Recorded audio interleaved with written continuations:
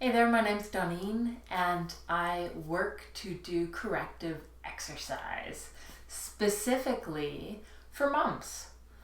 For moms who've had one baby, two babies, maybe their babies are 20 years old, 30 years old. It really does not matter because what I work on is getting your core reconnected again properly after pregnancy.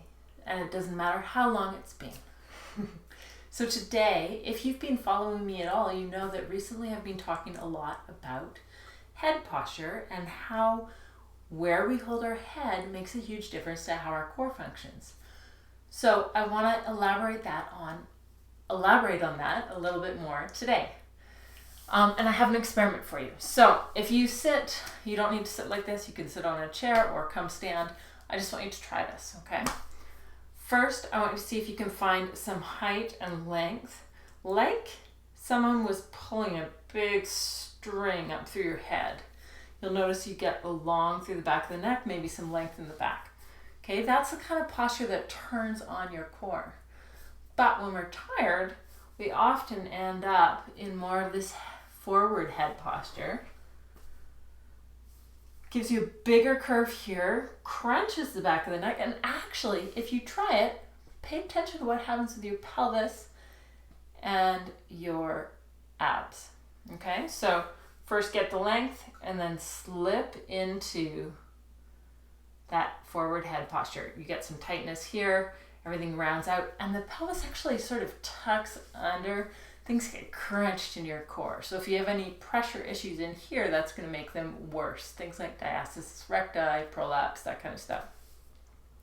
And then the opposite happens too. So if you find that length all the way through and then look up, so you're arching, sort of what happens with the head also happens with the pelvis. Okay, it's just the spine connects it.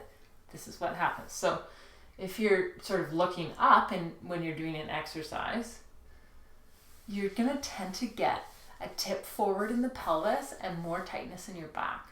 So many people after pregnancy end up with a sore back. It's not crazy because the back is just taking care of you because your abs aren't working. They're all stretched out. There's no pressure in your core to give you stability. So the back takes over, no biggie. But that's why we need to retrain, release the back, and learn how to get these abs firing again. So when you tend to do this in an exercise, you lose your head positioning. All of a sudden, you're just getting more work into your back, which usually most women after having babies do not need more work in their back. They need more work in their abs. And when you get the work happening in the back, the abs just don't work, neither does the butt. We need the abs and the butt to work, okay? So watch your head. Watch it in the things that you're doing. Go for length, long back of the neck length. The chin will draw back, and it's almost like naturally, as a result of that, you have a little bit of a lift, just a little bit from your pubic bone, right? So there's a little bit of a draw together and up in the lower abs. All right, I hope this was helpful for you. If it was, please let me know. Leave a comment. If you want to find out more about what I do, I run an online program called Mothership. One has just started. If you want to get on the bandwagon, you can, but you better get it quick. So you can go and follow the link to get there and check it out. Go to the sales page, see how it is.